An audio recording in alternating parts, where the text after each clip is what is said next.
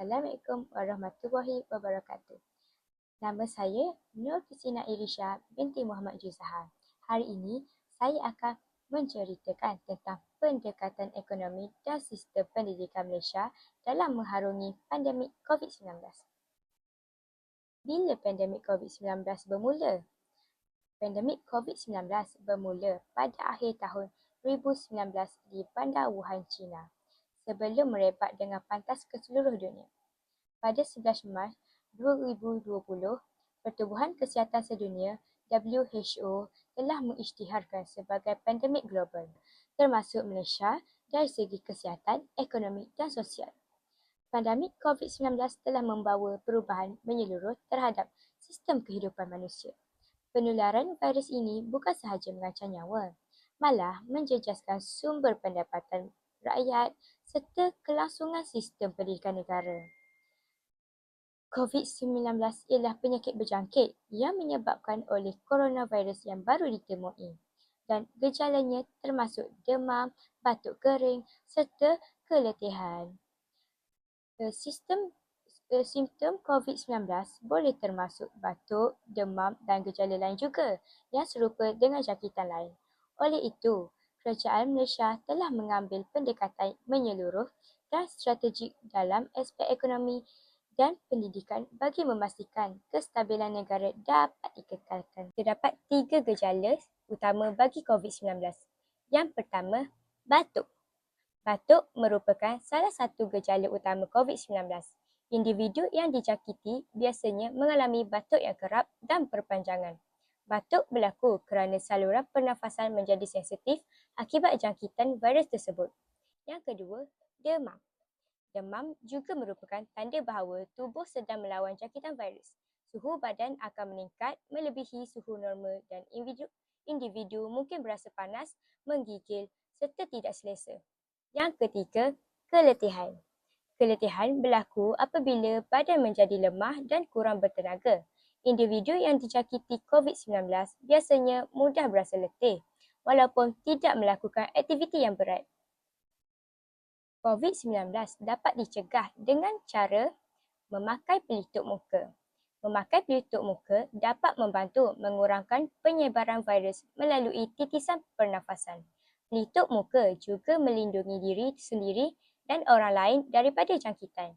Yang kedua, mengambil vaksin COVID-19. Vaksin COVID-19 membantu meningkatkan sistem imun badan supaya dapat melawan virus dengan lebih baik. Pengambilan vaksin juga dapat mengurangkan risiko jangkitan yang serius. Yang ketiga, melakukan penjarakan fizikal. Penjarakan fizikal perlu diamalkan dengan mengekalkan jarak sekurang-kurangnya 2 meter antara individu. Langkah ini dapat mengurangkan risiko penyebaran virus dalam kalangan masyarakat. Benda pertama yang saya akan huraikan adalah pendekatan ekonomi Malaysia dalam mengharungi pandemik COVID-19. Terdapat 3 pakej rangsangan ekonomi. Yang pertama, pakej rangsangan ekonomi prihatin rakyat iaitu Prihatin. Yang kedua, Pelan Jana Semula Ekonomi Negara iaitu Penjana. Yang ketiga, Kita Prihatin. Apa itu pakej rangsangan ekonomi prihatin rakyat? Mari saya terangkan. Pakej ini dilancarkan pada Mac 2020 semasa gelombang awal pandemik COVID-19. Objektif pakej ini untuk membantu rakyat dan perniagaan yang terkesan oleh pandemik, termasuk golongan B40, M40 dan perusahaan kecil dan sederhana iaitu PKS. Apa kandungan utama dia? Okey, kandungan utama dia ialah bantuan tunai untuk golongan B40 dan M40. Yang kedua, allowance khas untuk pekerja sektor penjagaan kesihatan. Yang ketiga, moratorium pinjaman dan penangguhan pembayaran balik bank. Yang keempat, insentif untuk perniagaan termasuk potongan cukai dan geran untuk PKS. Yang kedua, Pelan Jana Semula Ekonomi Negara. Pelan ini dilancarkan pada Jun 2020.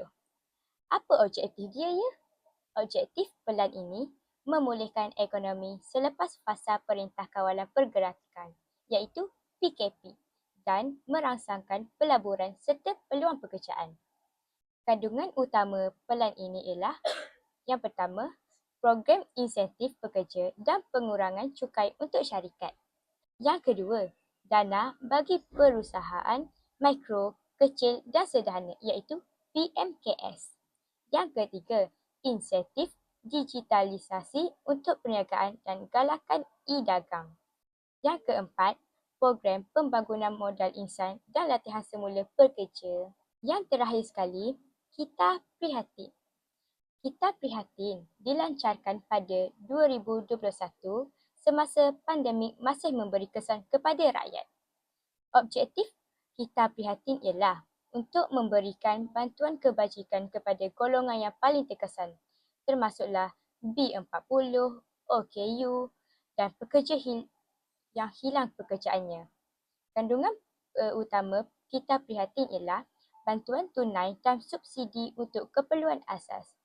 Yang kedua, insentif untuk meningkatkan daya tahap perniagaan. Dan yang terakhir sekali, sokongan kepada sektor pendidikan dan latihan bagi golongan muda.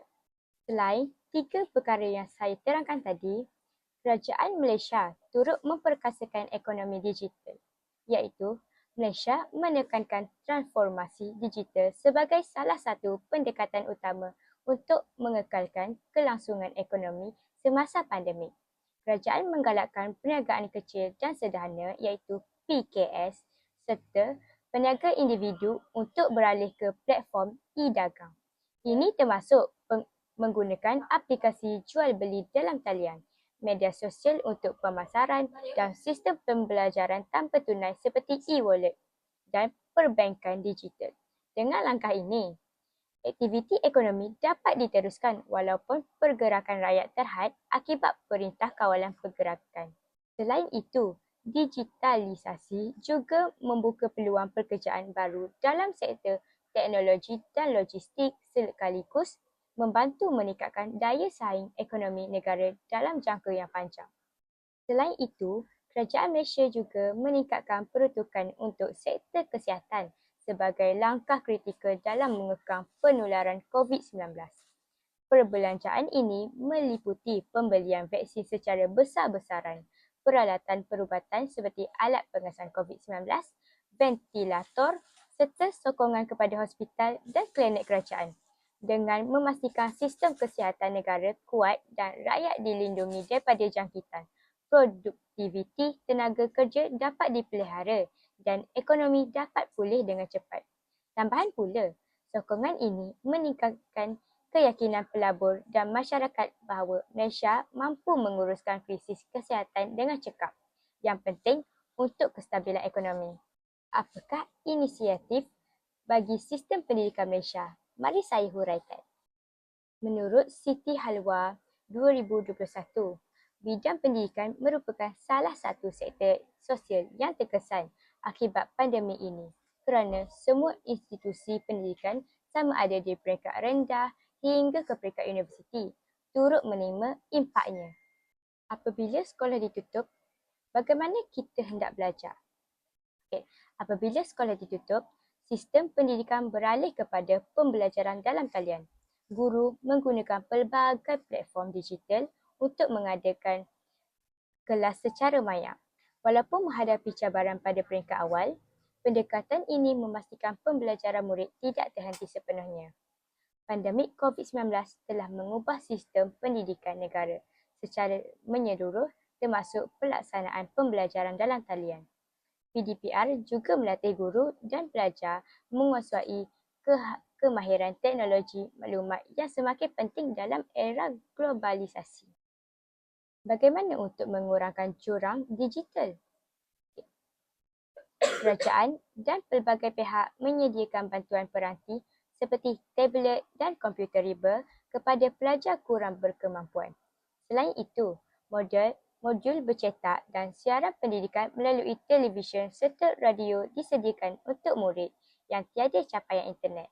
Langkah ini penting bagi memastikan keadilan dalam pendidikan dan mengelakkan keciciran pelajar luar bandar. Tahukah anda, kerajaan telah menubuhkan saluran TV pendidikan khas seperti TV pendidikan iaitu Didik TV KPM bagi menyalurkan kandungan pembelajaran kepada semua peringkat murid termasuk mereka yang tiada capaian internet.